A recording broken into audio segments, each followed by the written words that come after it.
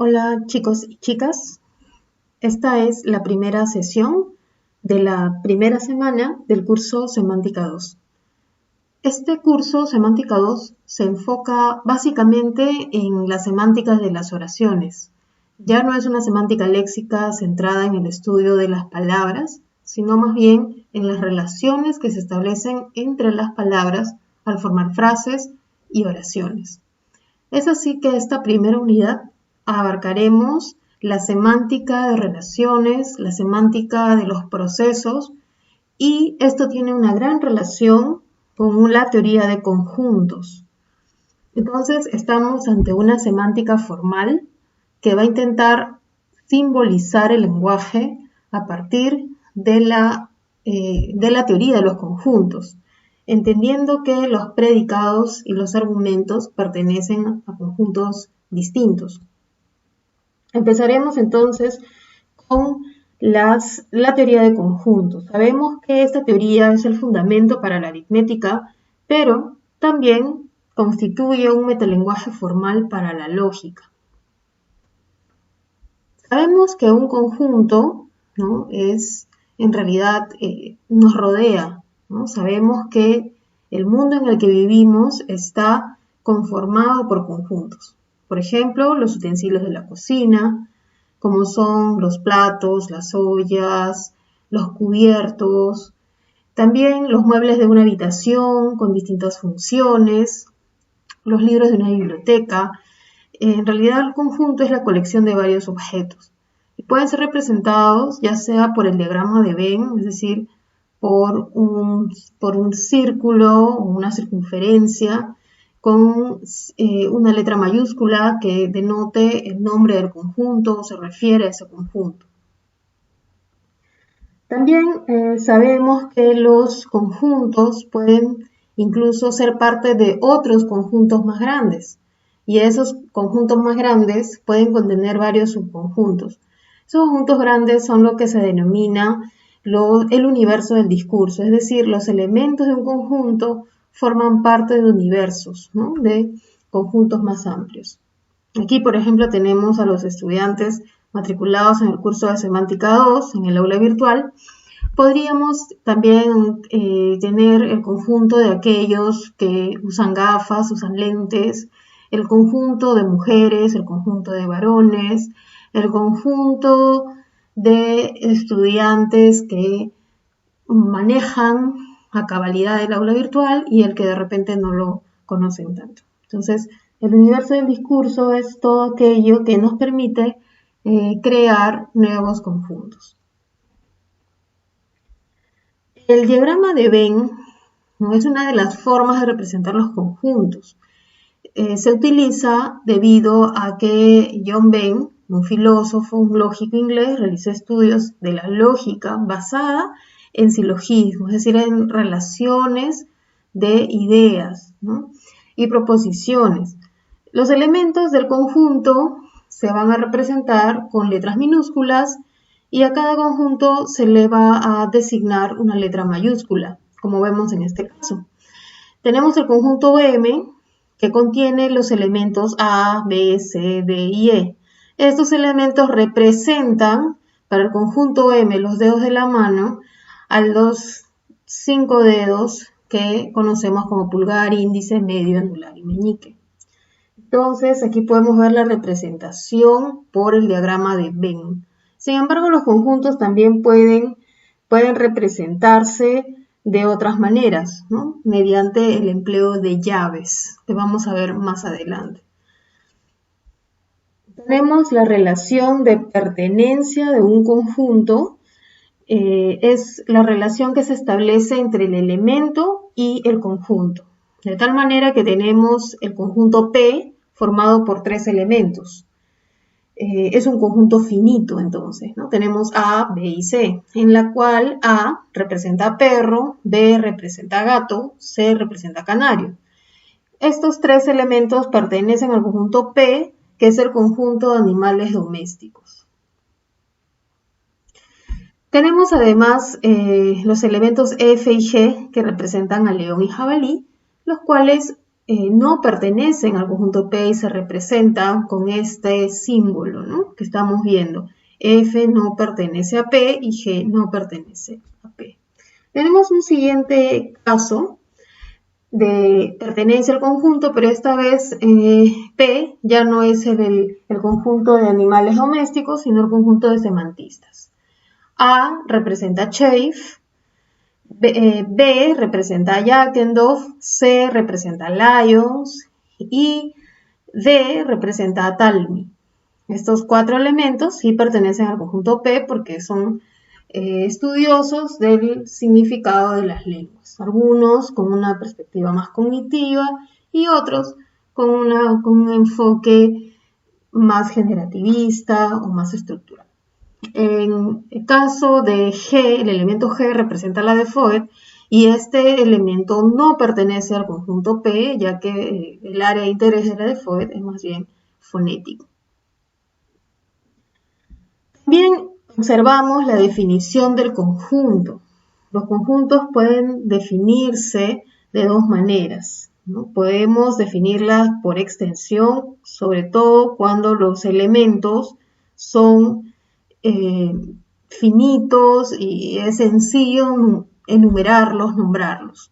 Por ejemplo, como en el conjunto M mencionado hace un momento, que aludía a los dedos de la mano, es sencillo contar, ¿no?, dar cuenta de estos elementos, ya que son 5. De manera intencional o de manera la llamada definición por comprensión es cuando nosotros definimos por la propiedad del elemento. Y se va a definir como, por ejemplo, podríamos decir simplemente dedos de la mano, el conjunto dedos de la mano, o podría definirse de la manera X, tal que X es el dedo de la mano, o X es un elemento tal que es un dedo de la mano. Estas dos maneras corresponden a la definición por comprensión, mientras que la definición por extensión es enumerar cada elemento siempre y cuando tenga la característica de ser finito. Vamos a practicar la definición de conjuntos dentro de nuestro contexto. Tenemos el conjunto A. A está formado por el elemento fonema B, ¿no? Tenemos el fonema D, el fonema G. Luego tenemos el conjunto T, que tiene los siguientes elementos: consonante, silábico, sonante. Y F contiene los siguientes elementos: adverbios, preposiciones, conjunciones. ¿Cómo definimos estos conjuntos? Estos conjuntos, como podemos ver, están definidos por extensión. Es decir, los elementos se separan por comas y nos están enumerando estos elementos. Entonces, la definición que nos dan es por extensión. La tarea ahora es definir los conjuntos por comprensión. Y diremos que el conjunto A se define como X es un elemento tal que es un sonido oclusivo sonoro. T está formado por un elemento X tal que es un rasgo de clase mayor. Y el conjunto F está formado por un elemento X cualquiera tal que este elemento sea una palabra invariable. Como hemos visto, la definición por comprensión se realiza expresando la propiedad del elemento que es necesaria para que forme parte del conjunto. Entonces, tenemos aquí las propiedades, ¿no? Nuevamente, los conjuntos con sus definiciones por comprensión, donde tenemos que A es igual a X y a la propiedad O, que significa oclusivo sonoro. En T, el conjunto T, X tiene la propiedad de ser R, donde R es un rasgo de clase mayor. Y en el conjunto F, X tiene la propiedad de I, donde I es la propiedad de ser palabra invariable. Recordemos entonces que cualquier propiedad caracteriza un conjunto, el de aquellos elementos que la poseen. Así, la propiedad par caracteriza el conjunto de números pares, etc. Podemos en consecuencia concebir el significado de una propiedad en términos del conjunto de elementos que define, es decir, en términos del conjunto que denota. De tal manera que par sería igual a definirlo por extensión, ¿no? Oclusivo también, ¿no? Tenemos el conjunto, la propiedad oclusivo con los elementos que lo van a contener. Ahora, la propiedad lingüística, ¿cómo se expresa en esta teoría que es una teoría formal de la semántica oracional? Tenemos la oración Pedro vio el coche. En esta oración existe una relación binaria. La relación binaria se establece entre el sintagma nominal Pedro, que es el sujeto, y el sintagma verbal ver el coche, que es el predicado. Podemos ver que la relación que se establece aquí es del verbo ver, ¿no?, que va a seleccionar dos argumentos, ¿no? Tenemos el argumento Pedro y el argumento el coche. Esta es la notación relacional estándar en la lógica de los predicados, ¿no? Aquí podemos observar cómo vamos a relacionar los conjuntos en una lógica de predicados, el verbo y los argumentos que exige para la formación de las oraciones, ¿no? O sea, la oración se entiende como la relación que hay entre las palabras. ¿Cómo así establecemos la relación del significado de los conjuntos? ¿Cómo así la semántica en este caso semántica formal, se relaciona con la lógica formal, la lógica de los predicados? Bueno, la semántica se va a encargar de estudiar el valor de verdad de de la relación de los conjuntos. Dentro de ellas tenemos el significado denotativo, que sí va a hacer caso de componentes formales, va a simbolizar la relación, pero no va a hacer caso de componentes sustanciales, enciclopédicos. Esto quiere decir que la semántica composicional sí estudiará las relaciones estructurales de los predicados, pero como vimos en esta oración, va a estudiar la estructura y la relación de los predicados con sus argumentos, pero no va a estudiar en qué consiste la naturaleza enciclopédica del verbo ver, o en el caso que vimos hace un momento, en qué consiste ser oclusivo, ¿no? O sea, el análisis del significado no será sustancial, sino puramente relacional o formal. Continuando con la teoría de conjuntos, se establecen dos relaciones importantes, la relación de pertenencia y la relación de inclusión.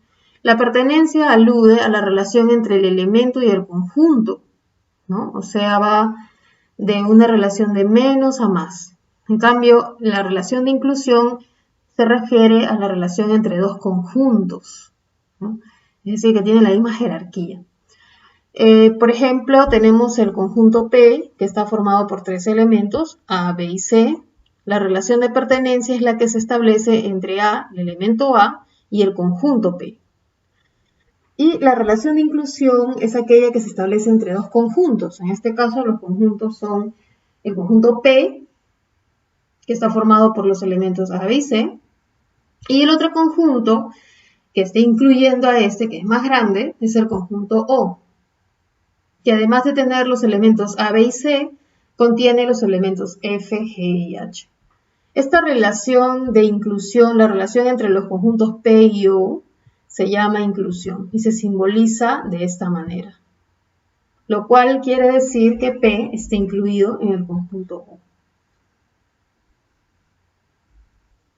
Por otro lado, la cardinalidad del conjunto tiene que ver con la cantidad de elementos que constituyen un conjunto, ¿no? Nos indica el número de elementos. Se representa con barras verticales. Por ejemplo, si el conjunto B está formado por las 5 vocales del español, A, E, I, O, U, la cantidad de elementos que tenga B va a ser igual a 5. Y esta idea, ¿no?, la propiedad que es 5, se va a representar con las barras verticales. Tenemos también las clases de conjuntos, como son el conjunto infinito, el conjunto vacío, el conjunto unitario y el universal. El infinito es aquel que pues, no puede dar cuenta de todos los elementos que contiene este conjunto. Por ejemplo, el conjunto M es un conjunto infinito, porque está formado, ¿no? O sea, tiene la propiedad de ser los enunciados que un hablante puede producir. Sabemos que es infinito. Tenemos en N, es una lengua que no tiene gramática, es un conjunto vacío porque sabemos que toda lengua presenta gramática.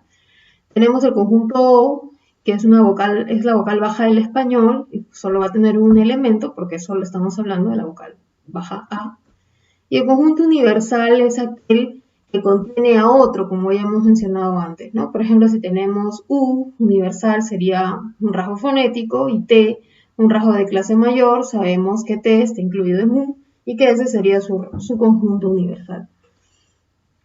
Por otro lado, tenemos los conjuntos disjuntos que se oponen, que nunca se van a contener, que no va a haber un elemento que pertenezca a ambos conjuntos, ¿no? Sino que se diferencian. De tal manera que n puede estar formado por un número par y m por números impares. Las operaciones de los conjuntos más importantes son la de unión. Por ejemplo, si tengo vocales como IE en el conjunto A y tenemos las vocales como U en el conjunto B, si unimos ambos conjuntos A unión B, tendremos todos los elementos. En el complemento de conjuntos, dados el conjunto A, que tiene A, E, I o U, y el conjunto B, I, E, el complemento de B en relación a A es A o U. Y para ello se cumple lo siguiente, ¿no? El complemento es igual a X, al elemento X, tal que X pertenece a A y X no debe pertenecer a B. Esta operación también es llamada diferencia de conjuntos, que la vamos a ver más adelante. Hay otra operación de conjuntos que es la intersección de conjuntos. Dados, por ejemplo, el conjunto A, que es X tal que X es una consonante coronal, y por extensión decimos A tiene los elementos dental, alveolar, palato-alveolar y palatal. Y si tenemos el conjunto B formado por consonantes anteriores, como bilabiales, labiodentales, dentales y alveolares, la intersección de conjuntos consiste en qué elementos pertenecen tanto a A como a B. Y en este caso los elementos son dental y alveolar. Hay una diferencia de conjuntos que alude al complemento de conjuntos que vimos recién ahora que lo he mencionado. Tenemos el conjunto A formado por consonantes coronales y el conjunto B por consonantes anteriores. Y la diferencia entre A y B quiere decir qué elementos contiene A que no contengan B. En este caso son los palato-alveolares y los palatales. Son elementos que pertenecen a A, pero no pertenecen a B, y esta es la diferencia de conjuntos.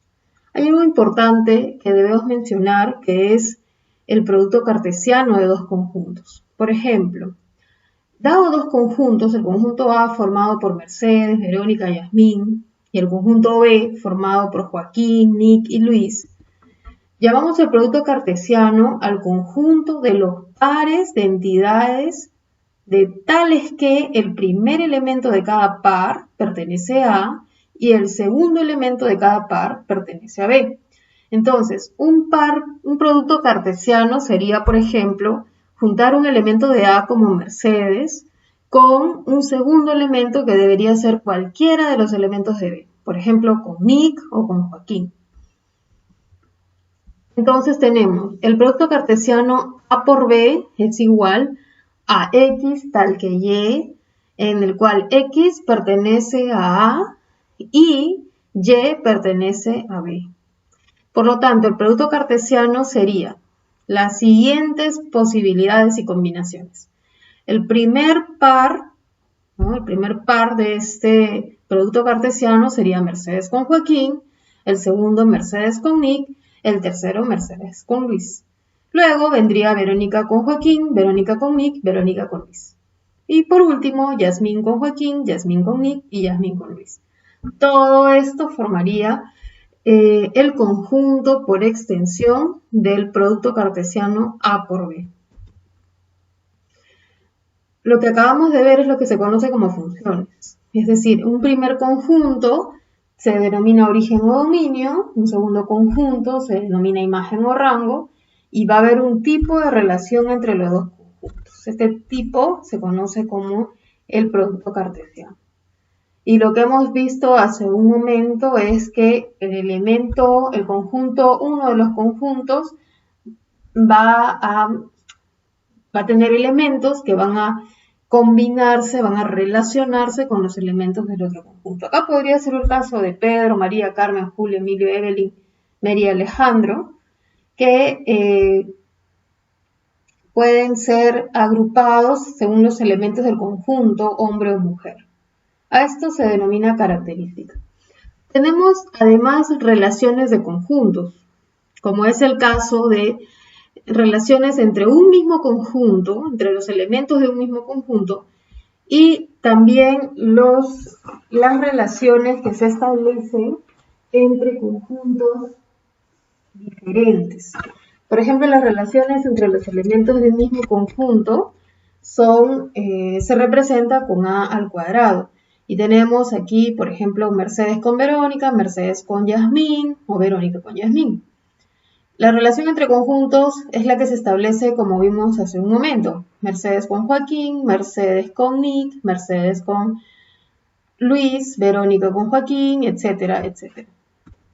Ahora, la relación que se va a establecer es aquella en la cual tenemos, por ejemplo, Mercedes con Joaquín, Verónica con Nick y Yasmín con Luis. Estamos viendo que la relación es de 1 a 1. Un elemento o un par, en este caso par ordenado, se va a formar a partir de la relación de un elemento de cada conjunto. Pero también podríamos decir que la relación de Mercedes, ¿no? La relación con respecto a Joaquín, vamos a encontrar a Mercedes, de acuerdo a lo que se dijo anteriormente, ¿no? En este caso, la función de 1 a 1 la podemos ver en Alianza Lima, por ejemplo, cuando se sortean los encuentros deportivos, Alianza Lima con Alianza Universidad, Universitario con Sport Huancayo, Sporting Cristal con Sport Boys. Estamos viendo la relación que se establece entre estos conjuntos de origen y conjuntos de imagen. Vamos a ver hasta aquí algunos ejercicios. Por ejemplo, defina por extensión y comprensión el conjunto de los días de la semana. Nosotros vemos que por extensión consiste en enumerar cada elemento, de tal manera que si yo tengo el conjunto S de semana, va a ser igual a lunes, martes, bla, bla, bla, bla, bla. Vamos a enumerar cada elemento. Por comprensión, este conjunto S se define de tal manera.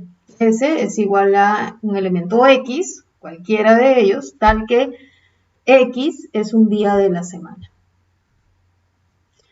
El segundo ejercicio es, determine qué relación existe entre el conjunto de los días de la semana y viernes, mayo y la expresión el fin de semana. Nosotros vemos aquí el conjunto S, al que está formado por los días de la semana lunes, martes hasta domingo. Y podemos ver que incluso hay un subconjunto dentro del conjunto S o semana, que es el conjunto FS, formado por los días que constituyen el fin de semana, sábado y domingo. Entonces, viernes pertenece a S, ¿no? Al conjunto semana. Esa es la relación que hay. Mayo no pertenece a ese. Mayo no pertenece al conjunto semana, días de la semana, ¿no?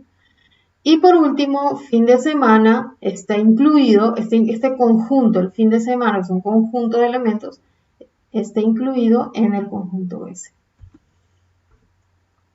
Tercero, determinen si son verdaderos o falsos los siguientes enunciados. Siendo fin de semana, o FS el conjunto de los días del fin de semana y S el conjunto de los días de la semana, determine si son verdaderos o falsos los enunciados. Primero, lunes, martes, que son pares ordenados, pertenecen al producto cartesiano S, que significa semana, por fin de semana. Veamos. Lunes es un día de la semana. Recordemos que el producto cartesiano es el primer elemento pertenece al primer conjunto.